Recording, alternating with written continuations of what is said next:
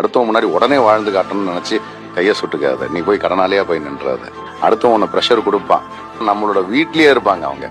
என்னடா நீ இன்னும் இப்படி டைம் வேஸ்ட் பண்ணிட்டு இருக்க, என்னடா நீ எப்படா மேல வருவன்ற மாதிரி நம்ம வீட்டுல இருக்கிற அந்த ஒரு ப்ரெஷர் இருக்குல்ல, அதுவே நம்மளை இவங்களுக்காக வாழ வைக்கிற மாதிரி ஆகிடும்.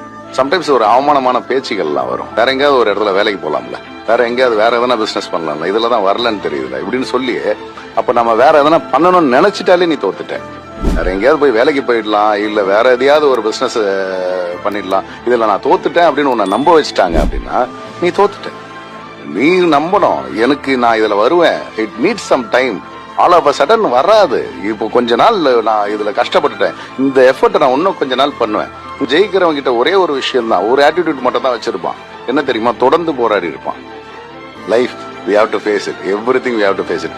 உன்னை தண்ணி குடிச்சு படுக்க வைக்கும், பசிக்கும், உன்னை பெட்ரோல் இல்லாம தள்ள வைக்கும், உன்னை அவமானப்படுத்தி பார்க்கும், உன்னை கேவலப்படுத்தி போகும், பேரை கெடுக்கும், உன்னால முடியாது அப்படின்ற மாதிரியான ஒரு நிர்பந்தத்துல தள்ளி விட்டு உன்னை எல்லார் முன்னாடியும் தலகுனீர் அளவுக்கு ஆக்கி விட்டுரும். அது எல்லாத்தையும் மீறி ஒருத்தர் ஜெயிச்சு வருவான். நம்ம ஜெயிச்சு வந்த பக்கத்தை பார்த்தோம், ஆனா இது எல்லாத்தையும் அவன் கடந்து வந்தான். பாத்தீங்களா, இத்தனை பேர் அவனை இன்சல்ட் பண்ணது, இத்தனையும் கடந்து வந்தது வாழ்க்கை, அதெல்லாம் யாருமே பார்க்க மாட்டாங்க. ஒரு டீ கடைக்கு போனா கூட ஒரு 10 பேர் இருக்கிற இடத்துல நான் பே பண்ண வேண்டியது வருமோ அப்படின்னு ஒருத்தன் வருத்தப்பட்டுட்டு நின்றுட்டு இருக்கானா அப்படின்னா அந்த வழி யாருக்குமே தெரியாது.